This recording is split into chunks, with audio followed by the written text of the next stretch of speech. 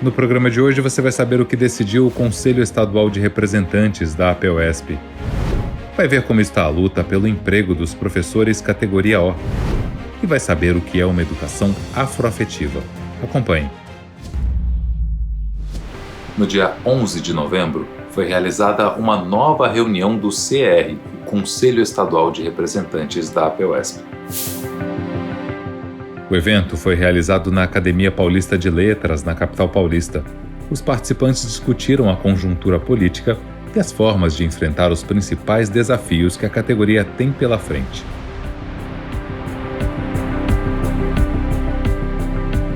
Hoje nós decidimos também a continuidade da nossa luta por uma atribuição transparente e justa. A atribuição é o momento que o professor pega as aulas para trabalhar no ano seguinte. Então é importante que aquele professor efetivo, aquele professor estável e o professor contratado, eles tenham todos os direitos garantidos. A melhor forma de começar um ano letivo bem é tendo um processo transparente.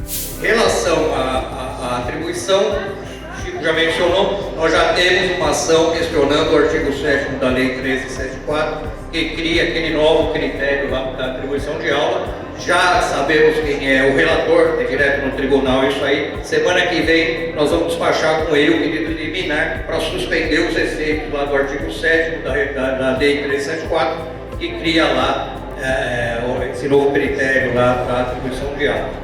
A questão dos professores categoria O que trabalham com contratos de trabalho precários também está no centro das preocupações da APUESP. Há um desrespeito geral nos professores, por esse governo.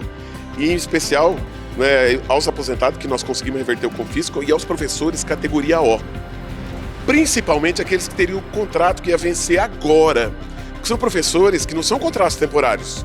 Eles estão aí há 10, 12, 20, 25 anos. E pela incompetência do Estado que não fez concurso público, eles ficam nessa contratação precária. E agora estes que têm o seu contrato temporário vencido, eles ficariam numa segunda lista atrás de todo mundo. E qual que é a preocupação da APUESP? Nós não estamos falando de pouca gente. São 40 mil profissionais. Você imagina esse ano e o pai e a mãe que deu seu filho na escola pública, essa escola tão extraordinária, acolhedora, graças aos seus trabalhadores e trabalhadoras? Estes, nós já tivemos dificuldade esse ano com falta de professores. Imagina começar o ano que vem com 40 mil professores a menos do que nós tivemos esse ano. Então, assim, a APUESP não vai permitir todas as vias, seja na Assembleia Legislativa, na Justiça, sobretudo na nossa mobilização, que nós acreditamos na força da nossa luta, nós vamos reverter para que a gente tenha um processo acolhedor e que todos possam participar. Na Assembleia Legislativa, a professora Bebel, presidenta licenciada da APUESP, atua em outra importante frente de luta: a restituição do confisco dos aposentados. Nós já temos aí um movimento muito intenso, que é por duas vias. Eu acho que as duas vias, para mim, elas são importantes. Primeiro, buscar uma mesa de negociação com o governo que ora tomar posse em 1º de janeiro, para que a gente possa ter, na verdade, de volta aquilo que os aposentados e pensionistas pagaram, que é injusto, Se a casa reconheceu a injustiça, essa injustiça tem que ser reconhecida. Parceladamente, sim, parceladamente, porque foi descontado parceladamente. Então nós não temos, eu acho que isso eu falo pela minha categoria, eu debato com a categoria, eu não invento a proposta, ela vem da categoria, Por isso a gente consegue, veio dela, mas por que não passa os PDR? Por que vocês não ajuntam todos e fazem um PL da casa? Veio da categoria. Eu fui até a sala do presidente, que brilhantemente liderou esse processo conosco. Então nós temos que dar mãos à palmatória. Essa casa acertou e está aplaudida de pé nesse quesito.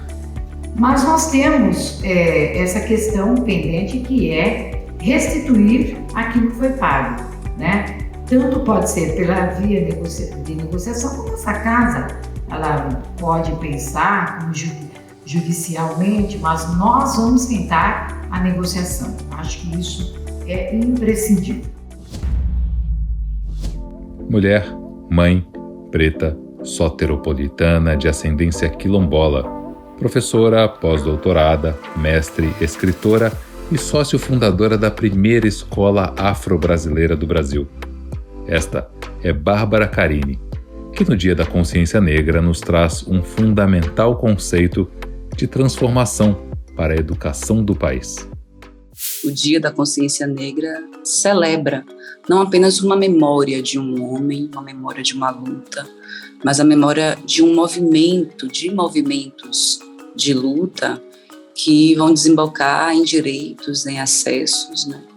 Em futuro. Eu acho que, para além de pensar o quilombo dentro da ótica do passado, é importante a gente pensar sobre o futuro. E o que seria o futuro da comunidade negra na diáspora, se não atravessado pelos processos educacionais, né?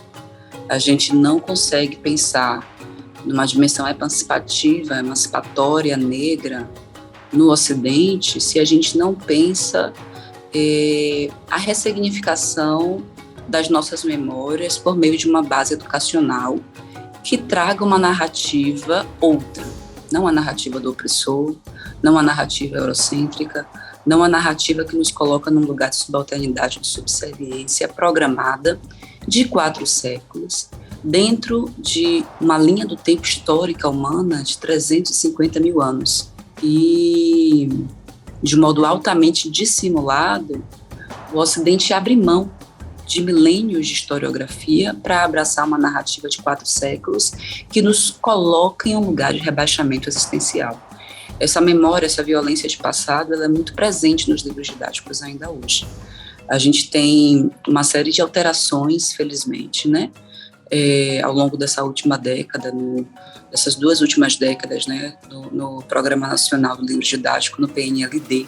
E aí eu desenvolvo todo um trabalho em todas as minhas frentes de atuação social, muito nesse sentido de ressignificar a humanidade de pessoas negras, e aí por meio do atributo do intelecto. Então, tanto o trabalho que eu desenvolvo enquanto sócia idealizadora da Maria Filipa vai nesse sentido de pensar um currículo afroafetivo numa dimensão de não pautar a negação do racismo para as nossas crianças, né? A gente não diz para a criança, você não é feia, você não é burra, seu nariz não é feio, você não enfim, tudo que a sociedade diz, sua vida, você não merece morrer, né? Sua vida importa. A gente não faz a contrariedade do racismo. O que a gente faz é uma educação afroafetiva numa dimensão de positivação da existência de pessoas negras. Então, a gente socializa conhecimentos africanos milenares. Então, a gente está falando de uma educação que é afro-referenciada pelo afeto e pela positivação existencial, né? E uma educação que não é destinada unicamente para crianças negras e indígenas, é uma educação destinada para todas as crianças, porque fundamentalmente a criança branca precisa ser educada acerca da potência existencial do outro.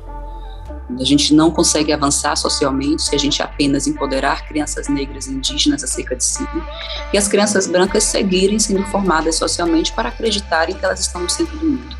O que a gente vai gerar ali na frente é um grande problema social. Então, o que a gente quer é educar também as crianças brancas para que elas compreendam que elas têm memórias ancestrais altivas, mas que outros povos também têm.